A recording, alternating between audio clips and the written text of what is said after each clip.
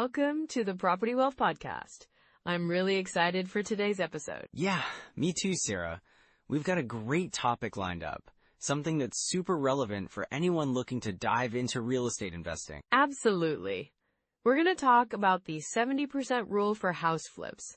It's a principle that can really help you gauge whether a flip is worth your time and investment. Right, and it's so important to have that framework when you're evaluating potential properties, especially for those just starting out. We'll also dive into how to apply this rule in real-life scenarios, and maybe share some common pitfalls to avoid.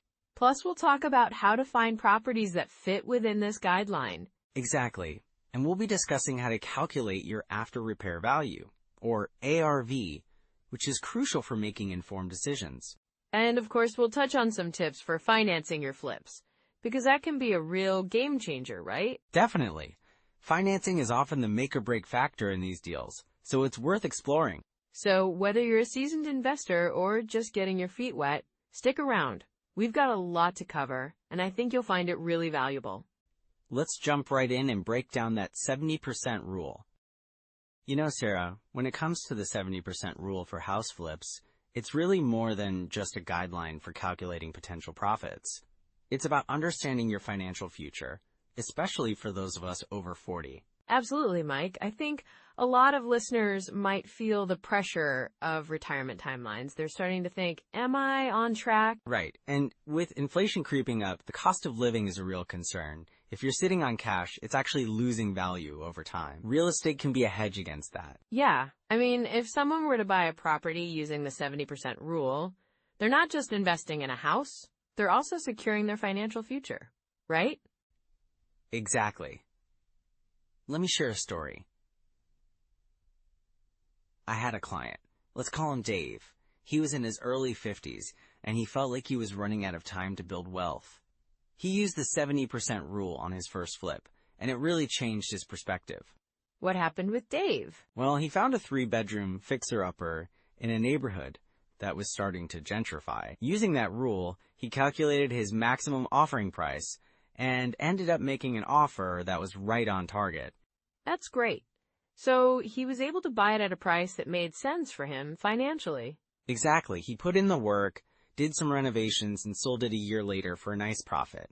Not only did he gain financially, but he also felt a renewed sense of purpose, like he was taking control of his wealth. I love that. It's not just about the money.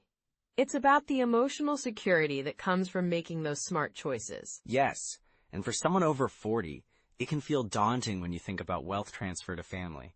If you're not building assets, how do you plan to pass anything on? Right, and that's a big motivator for many people. They want to leave something behind for their kids or grandkids, something tangible. Absolutely. I know a woman, let's call her Linda. She was in her late 40s, and she was worried about her kids' futures. She started flipping houses using the 70% rule, and, over time, built a small portfolio. That's inspiring. It is! And the best part was that she was able to put together a nice little nest egg for her kids. And it gave her peace of mind knowing she was doing something proactive. So it's really about creating a legacy, isn't it? Yes, and with the current economic trends, it's more important than ever. We're seeing shifts in the market, and it's crucial to have a strategy that allows for adaptability. Totally. And those shifts can feel unsettling, right? Definitely. But that's where the 70% rule comes in handy. It gives you a framework to assess deals, and it helps you stay grounded in a volatile market. So would you say that understanding this rule can help mitigate some of that fear? For sure. If you know your numbers, it becomes less about guessing and more about data-driven decisions, which is incredibly reassuring. And I imagine it also helps investors feel more confident when they talk to lenders or potential partners.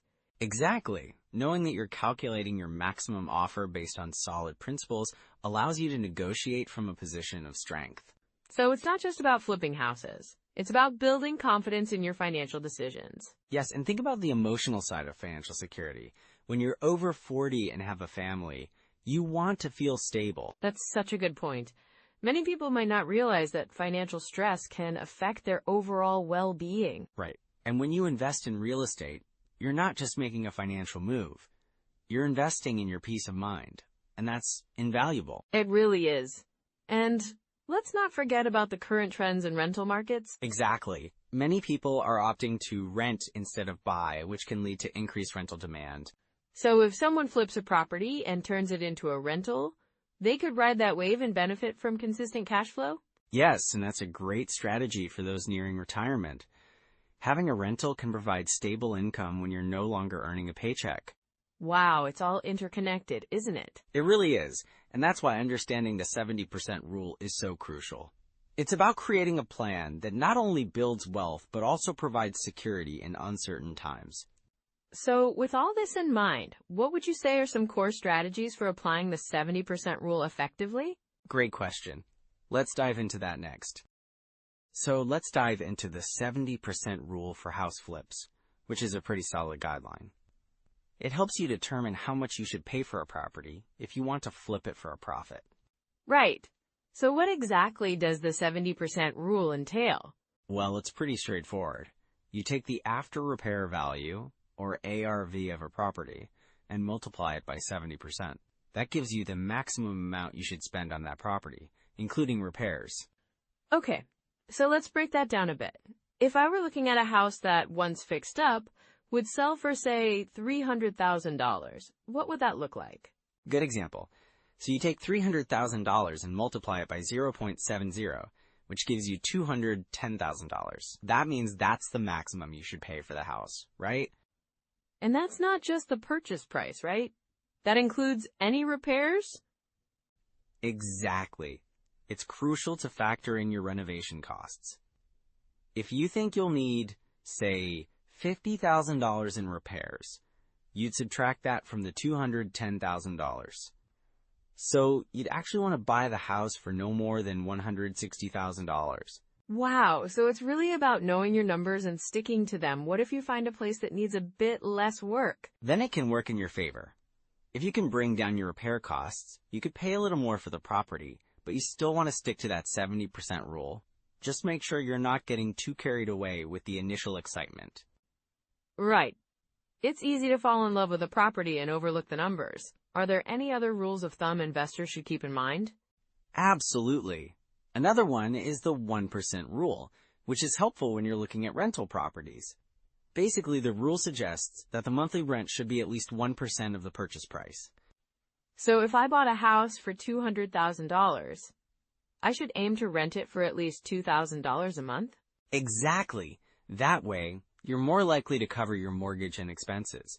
It's a good way to evaluate if a rental property is financially viable. That's such a practical approach. And what about the 50% rule? The 50% rule is another one. It's often used for estimating operating expenses for rental properties. It suggests that about 50% of your rental income will go toward expenses, including maintenance, property management, and vacancies.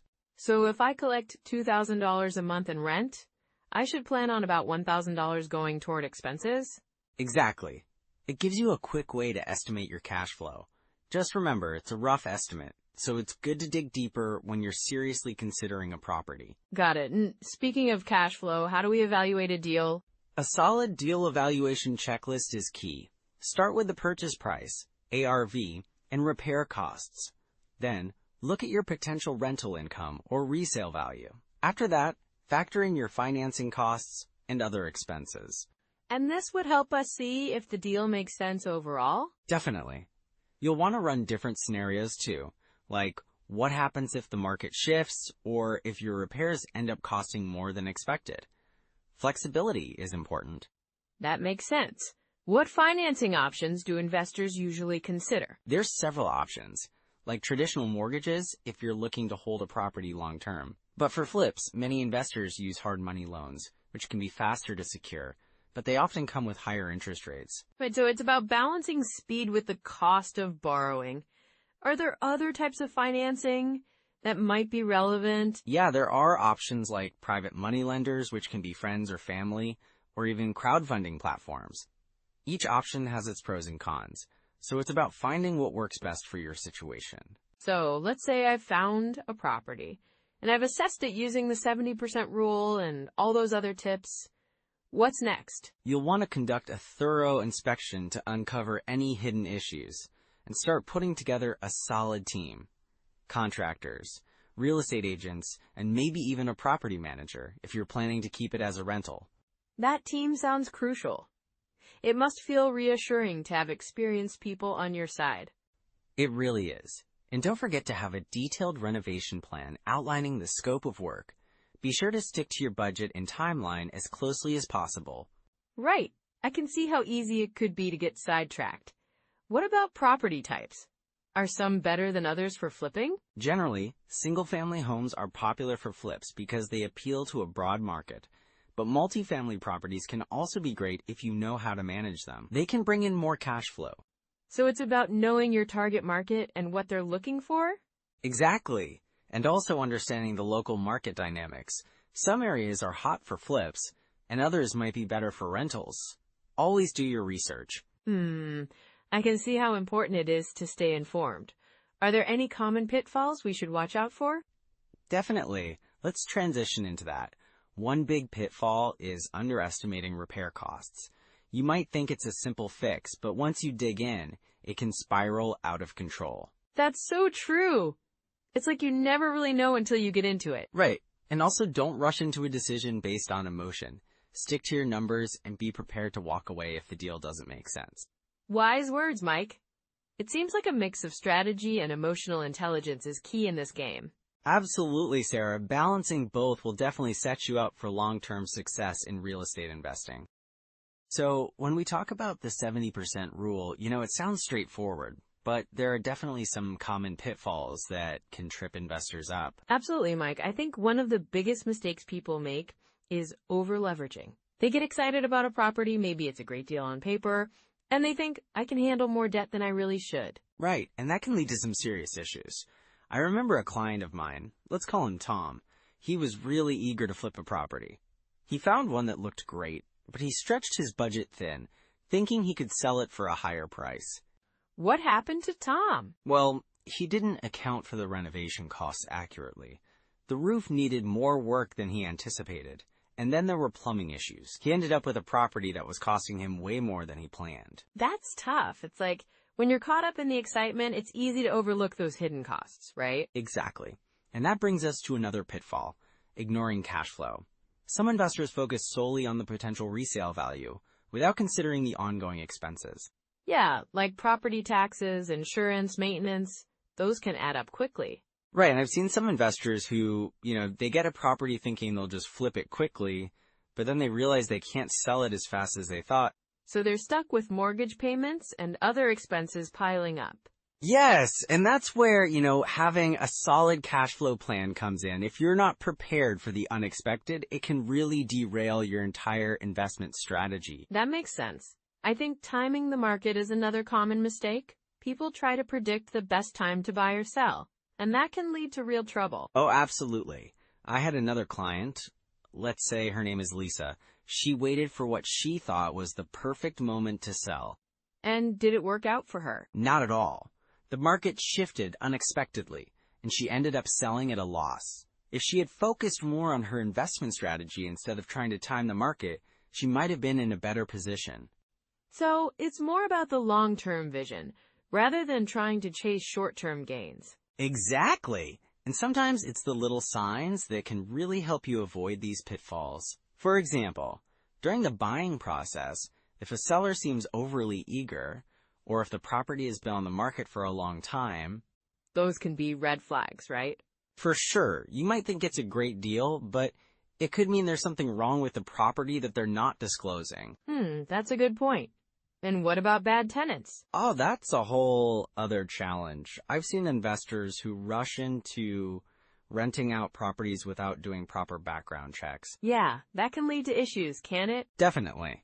I had a friend who rented out a property to someone without checking their rental history. Turns out they had a string of evictions.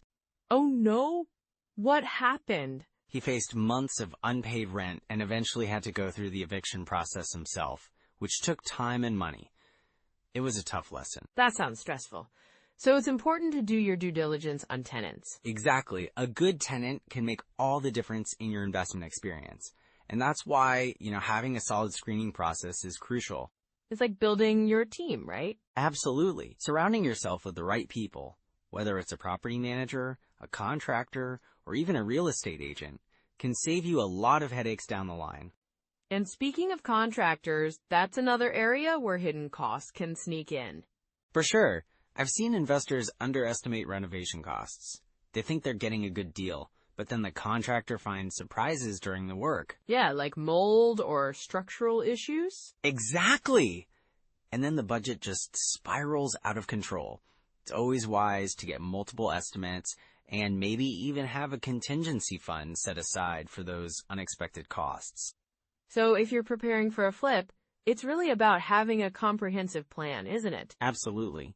And being realistic about what you can handle.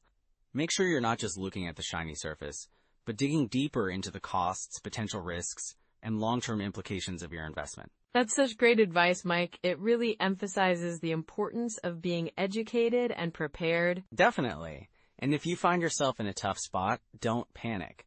Take a step back, reassess your situation, and look for ways to pivot. Right. Sometimes it's just about finding a way to navigate through those challenges. Exactly. And remember, every mistake can be a learning opportunity. It's all part of the journey in real estate investing. So as we wrap up this part, what are some practical next steps for someone who might be feeling overwhelmed? First, take a deep breath, and then maybe revisit your financial plan.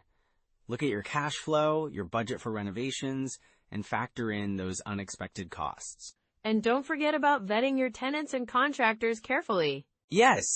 And if you're unsure, consult with a mentor or a real estate advisor who can provide guidance and support. That sounds like a solid plan. It's all about being proactive and prepared, isn't it? Exactly, Sarah. With the right mindset and preparation, you can avoid many of these common pitfalls and build a successful real estate portfolio. Well said, Mike. I think listeners will really appreciate these insights. Now, what's next on our agenda?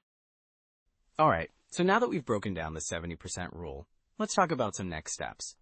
You know, practical things you can start doing today. Yes, I love that. It's all about taking action, right? Exactly.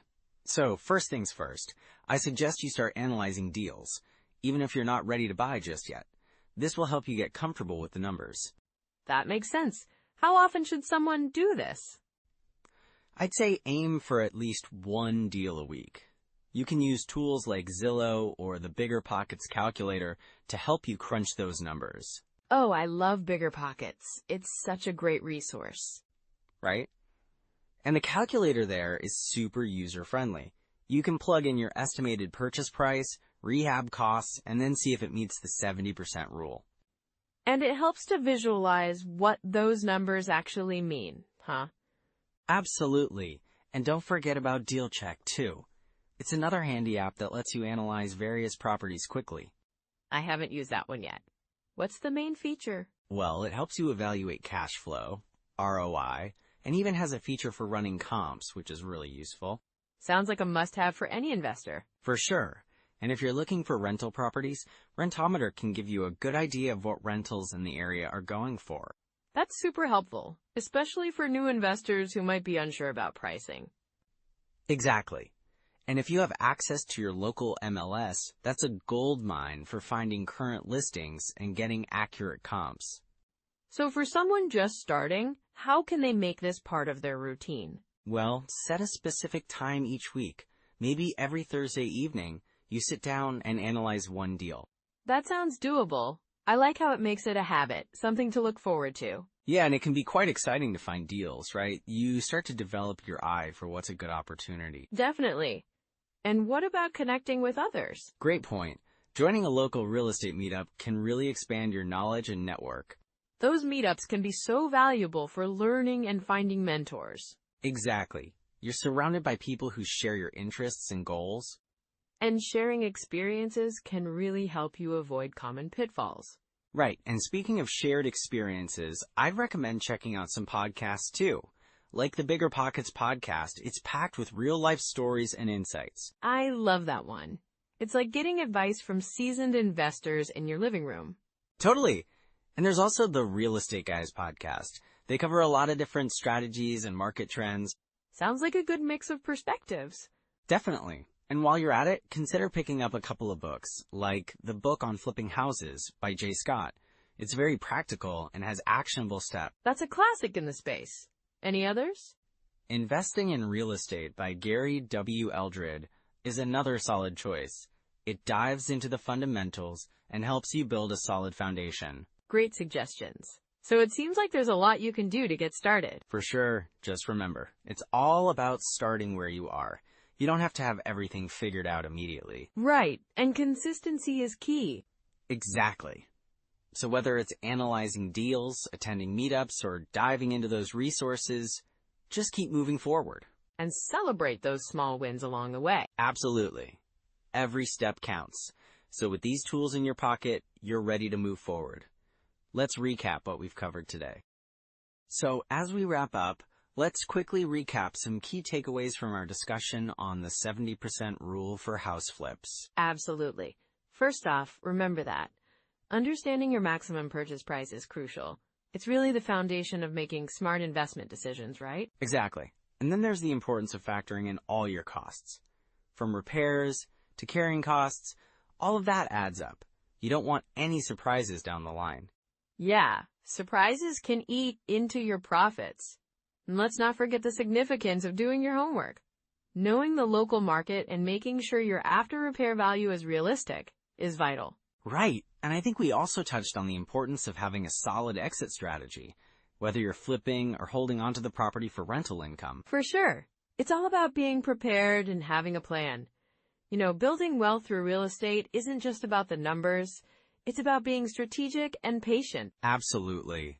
And I believe anyone, regardless of their age, can start this journey. It's never too late to invest in your future. Exactly.